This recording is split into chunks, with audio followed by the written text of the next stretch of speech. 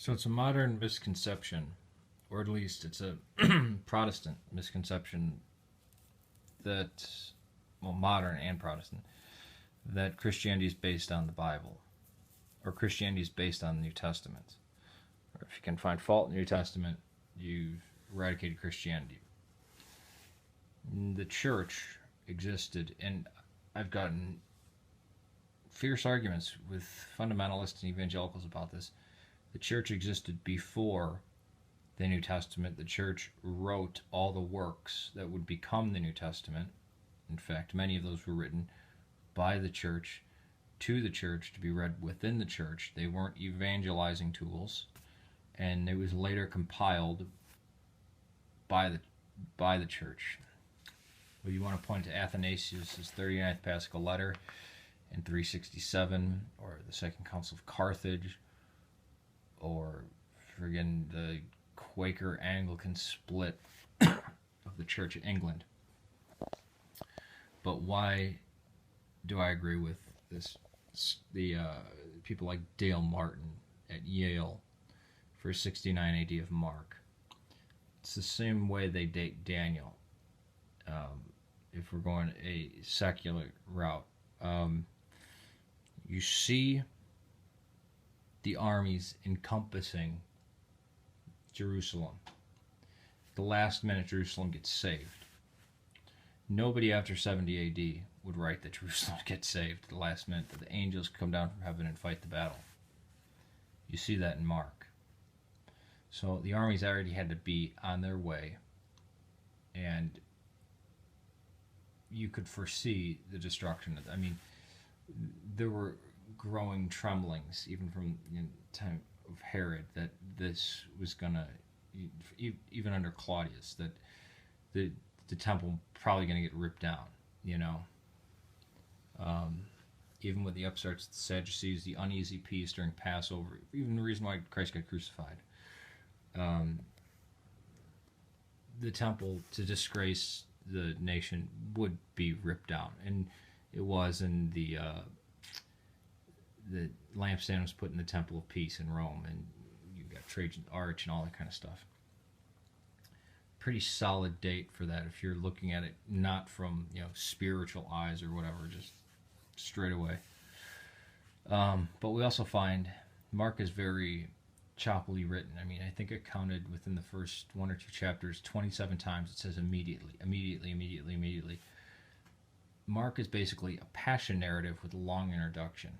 That latter part, about the final conflict, also called the passion, this crucifixion part, which takes up 1/3 of Mark, is so obviously early that scholars place that far earlier. They'll put it in the 30s or 40s. And frankly, a lot of Mark reads as an eyewitness account, or a couple eyewitness accounts. We have Papias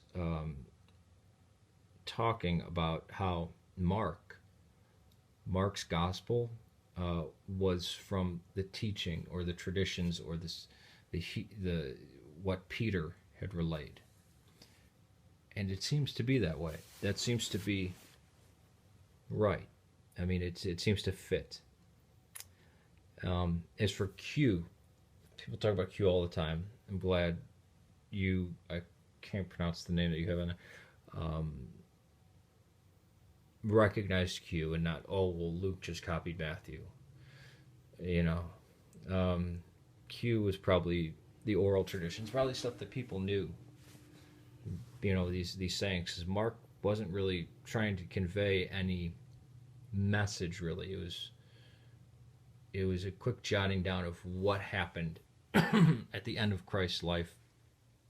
And then before that, just certain events, maybe healings and such things like that, or where he went.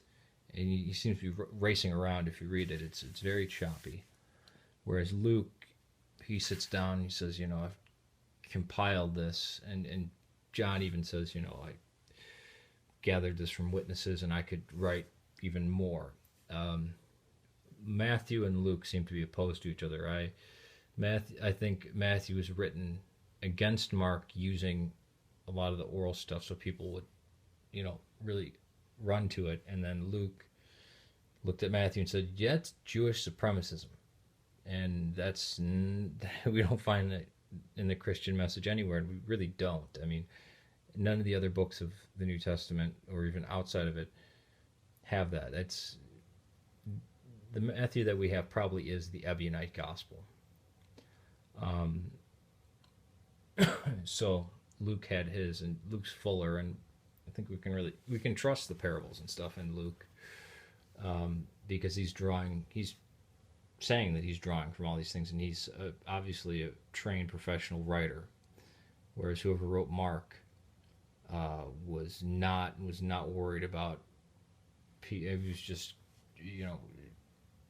chicken scratch, basically getting it down immediately. Mark, I think we can definitely say, if you look at the document and you've read a lot of ancient stuff, modern stuff, this sounds like it's really convincing to me that this is eyewitness stuff. Doesn't have much theology. Jesus never calls himself the Son of God.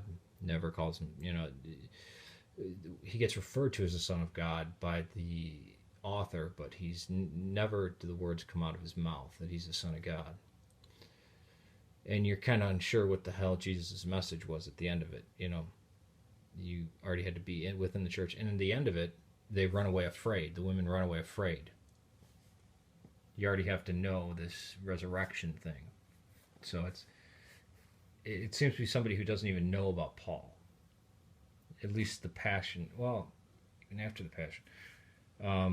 So I don't think Mark was even in contact with Paul. But yeah.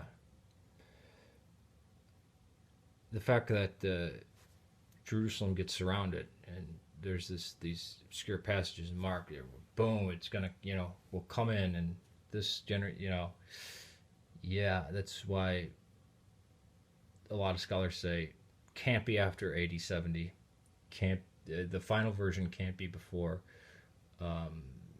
67, and 69 is the right when, okay, look, see, I'm writing it down because it's going to happen right now, and boom, it didn't. Just like with just like how they date Daniel with accuracy, and that's why I put it there. That was the extent of what we had talked about, so I'll keep this short like I promised. Peace to you.